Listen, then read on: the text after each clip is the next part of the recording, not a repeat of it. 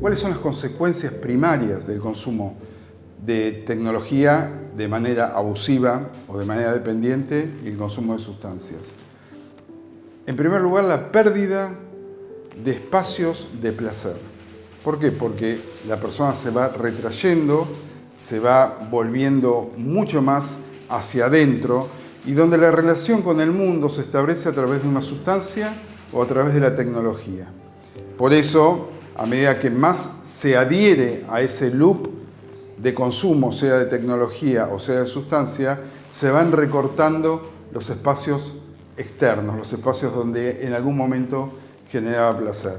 Espacios de recreación, espacios de deporte, espacios de cultura, espacios de espiritualidad, van aislando progresivamente a la persona. Por un lado, un daño indirecto. El daño indirecto sería la pantalla le roba a ese chico la posibilidad de experimentar con el ambiente para que su cerebro se desarrolle de forma óptima, ¿no? O sea, en los primeros 3 años las neuronas se relacionan, generan lo que se llama sinapsis, son esas conexiones que para poder generarse de forma ideal necesita interactuar con el medio. La pantalla se lo roba. Entonces el chico desarrolla todo lo audiovisual, pero se olvida el resto de los sentidos. Entonces por eso no es raro que tengamos todas esas dificultades en el desarrollo posterior. Lo que sería el daño directo es en el cerebro genera un estado de estrés, un estado de de sobreestimulación que genera una respuesta que se llama de lucha-huida. O sea, eso en el cerebro lo estresa. Entonces, un cerebro estresado de forma aguda, incluso a veces te puede salvar, o sea, puede de alguna forma protegerte del enemigo. ¿Por qué? Porque cuando el cerebro, la amígdala, se llama una estructura del cerebro, detecta que viene el enemigo, se empiezan a modificar estructuras en la sangre, como por ejemplo, se dilatan las pupilas, la sangre empieza a liberarse azúcar en la sangre para tener energía, para poder luchar o huir, se tensionan los músculos. Entonces yo me preparo para luchar o huir, en realidad contra una amenaza virtual. O sea, antes quizás podía desencadenarse eso para poder evitar, no sé, que alguien me robe o alguna situación o que me atropelle un auto. Acá esos mismos mecanismos se generan contra una amenaza, pero que es virtual, es una locura. Y eso sostenido en el tiempo, como cualquier estrés, el estrés crónico enferma a las personas. Por eso se habla en otros países de la demencia digital. ¿Por qué? Porque lleva a la atrofia de todas esas áreas cerebrales que no se utilizan. Lo que no se utiliza se atrofia. Hoy se observa en muchos chicos altos niveles, ¿no? de berrinche, de malestar, cuando se alejan de las pantallas. Esa capacidad de frustrarse hoy tiene un umbral cada vez más bajo, ¿no? Y lo mismo sucede con el aburrimiento. Cuando no encuentran esas vías que tienen tan a mano, tan accesibles y tan inmediatas, ¿no? Lo primero que aparece es el malestar, que trae muchísimas consecuencias, ¿no? Porque esa irritabilidad muchas veces, pensemos en chicos, ¿no? Que capaz que no tienen la capacidad de poder manifestar lo que les pasa. Entonces esa irritabilidad se vuelca a violencia, ¿no? Se vuelca quizás en situaciones cotidianas en el jardín o en el colegio donde no pueden prestar atención, donde tienen problemas con sus compañeros, ¿no? Es sin dudas como una espiral, ¿no? De situaciones negativas que se va tornando cada vez más problemático. Tengo la sensación de que estamos invisibilizando o dejando hablar un tema como sociedad que nos debería preocupar mucho, que es una gran crisis de concentración y atención. Adultos y chicos y chicas no nos estamos pudiendo focalizar en una sola cosa. ¿Por qué? Bueno, la respuesta parece bastante simple, ¿no? Nuestro cerebro se está acostumbrando, en algunos casos desde la primera infancia, a un consumo muy fragmentado, hiperestimulante, ¿no? Con estas gratificaciones instantáneas pero intermitentes.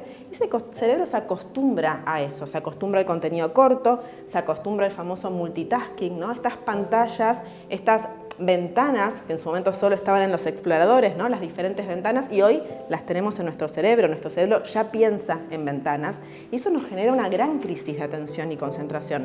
No estamos pudiendo hacer una sola cosa a la vez y la verdad que si lo analizamos es muy preocupante. ¿Cómo van a estudiar los chicos y las chicas en un futuro en la universidad? Ni siquiera en un futuro, ya está pasando. Gente a cargo de cátedras en las universidades replanteándose si cambiar sus planes de estudio o no, porque no están pudiendo leer los chicos y las chicas. La segunda consecuencia muy pero muy importante es el sueño. El sueño es fundamental porque Las pantallas de los celulares y los dispositivos tecnológicos comparten un tipo de luz ultravioleta que es muy loco lo que se genera, porque en realidad es un tipo de luz y es un tipo tiene una frecuencia que cuando vos utilizás en las horas previas a dormir la pantalla, el mensaje que le estás dando a una parte del cerebro, que es la glándula pineal, que libera melatonina, es lo que te da sueño, y que maneja el ritmo ciclo-vigilia, cuando vos tenés dispositivos tecnológicos en las 2 horas previas de irte a dormir, lo que vos le estás diciendo al cerebro que es la mañana. ¿No? Entonces, fíjense ustedes el impacto. ¿Y qué pasa con los chicos que duermen mal? Están más irritables, comen más productos ultraprocesados, que es otro gran lío. En alguien que está jugando a los videojuegos todo el día y la noche, probablemente va a haber alteraciones de sueño, va a haber un cambio en la dieta, va a haber mayor sedentarismo, por lo tanto aumento de peso, va a haber algunas posiciones que le llamamos posiciones viciadas, que implican posturas que empiezan a generar dolores en partes del cuerpo y edades de la vida donde no debería haber un dolor de cintura, ¿sí? En la cola, en el cuello, en las manos, las tendinitis. Entonces empieza a haber toda una serie de cambios físicos también que tal vez no son agudos y no están relacionados con el consumo agudo, pero sí en el mediano o largo plazo. Todos los trastornos oftalmológicos, ya se sabe que para el 2030 1 de cada 3 va a ser míope y para el 2050 1 de cada 2. Por eso yo siempre, haciendo un chiste, digo, si alguno quiere hacer un emprendimiento, pongamos una óptica, porque obviamente van a tener mucho trabajo. El riesgo es que vean cosas que no tienen que ver, porque además lo que me impactó fuerte, porque era de contenido sexual y a mí me impactó. Un chico de 7 años no va a decir, uy, esto a mí me hizo mal, no se lo voy a mostrar a nadie. Un chico hace exactamente lo contrario. Yo lo vi, me impactó, se lo quiero mostrar a mis amigos.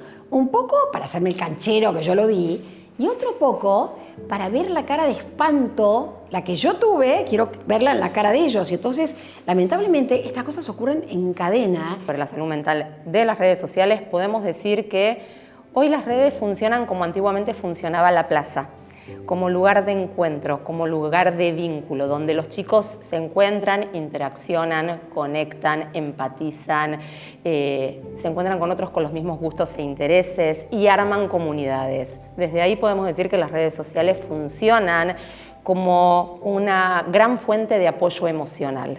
Hasta ahí lo positivo. Como contracara tenemos también consecuencias negativas, obviamente. La comparación social, todo lo que los chicos se encuentran en redes sociales, que son imágenes, como decíamos antes, prefabricadas, hechas muchas veces con inteligencia artificial, con altos estándares de belleza inalcanzables, que los dejan insatisfechos, que les minan la autoestima, que les generan ansiedad, que les generan depresión.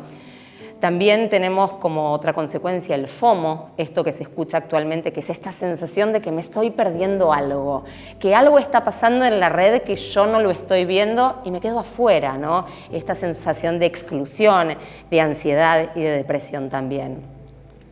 Otra que podemos enumerar tiene que ver con que las redes son el escenario perfecto para que todo aquello que tiene que ver con el bullying o el acoso continúe por fuera de determinados espacios, 24/7, ¿no? Lo que pasa en la escuela no queda en la escuela, sino que se continúa en redes durante toda la semana, las 24 horas del día. Y también podemos encontrar, que también es un poco más dramático, por decirlo de alguna forma, trastornos psiquiátricos ya bien reconocidos, como el aumento en los trastornos de ansiedad, que son descomunales, por eso los psiquiatras no tienen turnos, la depresión, incluso yendo un poquito más profundo, se sabe que hay aumento en las ideas suicidas y incluso en el suicidio, ¿no? Si uno busca un poco en las estadísticas, cada 13 días muere una persona por alguna foto arriesgada. Entonces hay casos de muertes por selfies arriesgadas, por retos virales, ¿no? Entonces un fenómeno que parece inofensivo incluso puede llevarse la vida de una persona.